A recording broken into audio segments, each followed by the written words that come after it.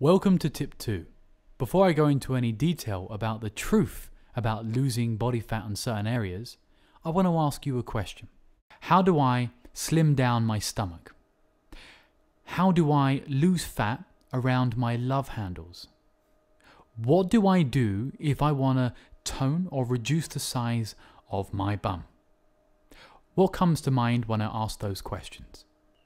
You probably thought about exercises like sit-ups, or you might have thought of exercises like glute kicks or inner and outer thigh machines, or an oblique curl. You might have thought of exercises for those areas that can help me to reduce those areas and become slimmer or lose the fat in those areas.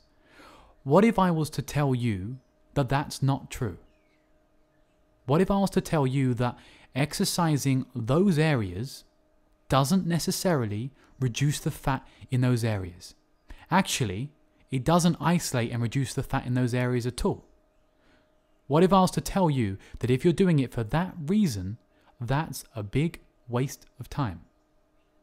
Now, before you hate me and before you stop this recording, I want to first say that it's not these exercises are bad for you. It's just that there's a better way of exercising to lose weight on your body. There's a better way of exercising your body to get faster benefits. And those benefits will help you to lose fat on that area and every area on your body. So, what is this better way? Before I go into this better way, I want to explain to you how I found this out, how I know this to be true. I used to, when I first came into the fitness industry, even though I was educated to the point where I knew it didn't work that way, it didn't work that you could do sit-ups and lose fat on your stomach, for example. When I went into the fitness industry all those years ago, I would give exercises for people for those areas, believing the myth myself.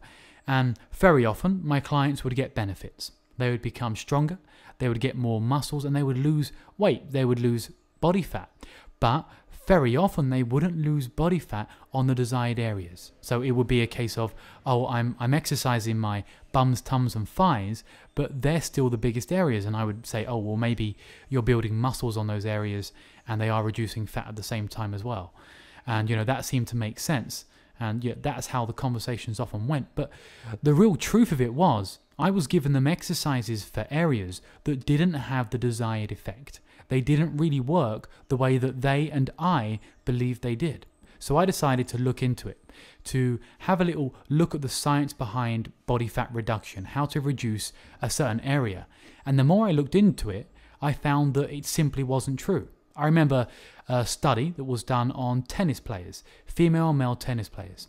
And it would test the left to right arm. So if they're right-handed, for example, it would test the right arm and the muscle developed and the size of the right arm in comparison to the left.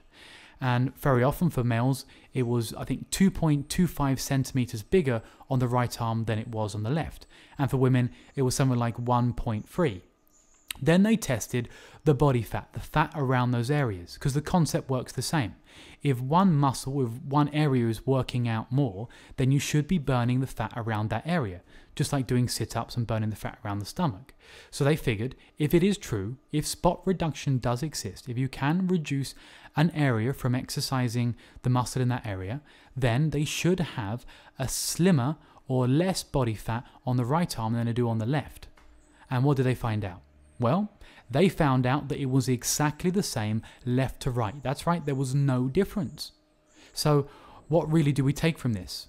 Well, really, if you're about exercising to lose weight, you need to take a better approach, an approach which uses more muscles so that you can use more energy and thus burn more calories and get the weight loss faster, instead of taking your time to individually isolate an area.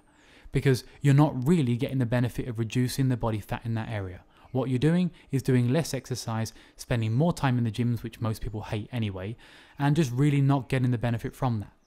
So, what I'm going to do is I'm going to teach you the better approach. So listen up. The human body has more than 600 muscles. Yeah, when you're just exercising an area for spot reduction, you're just exercising a very small collection of muscles. You're not exercising one because other muscles have to stabilize or fixate or support in some way, but you're not exercising a lot, that's for sure. What I really want to get through to you here is the more muscles you use, the more energy you burn, and then the more weight you're going to lose. The more body fat as a whole you're going to begin to reduce. And again, you don't have to do it to fatigue. So what I would suggest you do, I suggest you go to your gym, you find a professional personal trainer or a fitness instructor who's experienced, and you ask them about doing compound or functional movement.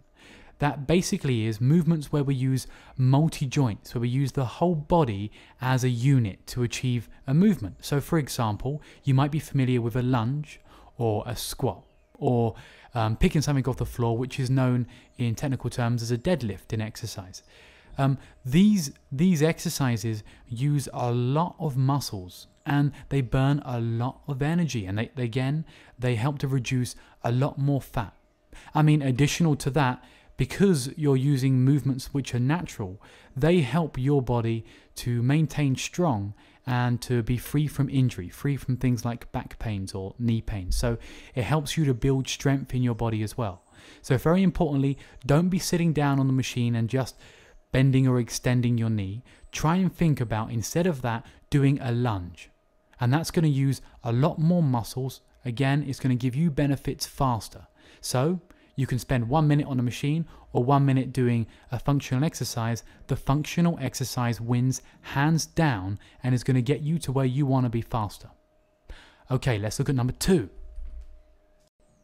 I'm reiterating a point on number 2. I'm reiterating the point that I said earlier. Very often, if you're in the gym, you'll see people sitting down on a machine and doing an exercise for 30 seconds and then waiting for 2 minutes and just nodding their head to the music or yawning. They are fatigued, they're not active, their body doesn't even know they're active because they're sitting down, they're suffering from furniture disease. We sit down when we're on the train, we sit down when we're on the bus, we sit down in the car, we sit down when we're at work, we lay down when we're at home. We sit down far too much. Get off of the machine and get onto your feet. We're not active on our feet enough. So it's very important during this one that you really keep it going. That's the point I want to get to. Instead of sitting down and yawning, be on your feet and keep it going. Keep exercising consistently. Don't burn out, but make sure you do one exercise and you can create a small circuit. Do one exercise, then do another exercise, and then another exercise and go round again. But make sure you're not burning out with this. Keep a nice flow, keep a nice consistent rhythm to it. Make sure again you're using a lot more muscles and doing functional or compound exercises. Ask your trainers. And keep the rhythm going, nice and smooth. This is going to get you the benefits a lot faster. Don't be one of the people sitting around on the machines, yawning and looking at the time waiting to go home. Okay, thank you for listening to step 2. Go put that into action now and get the benefits from it. And I'll see you in the next video where I'll be giving you the secrets on how to make exercise fun. See you then.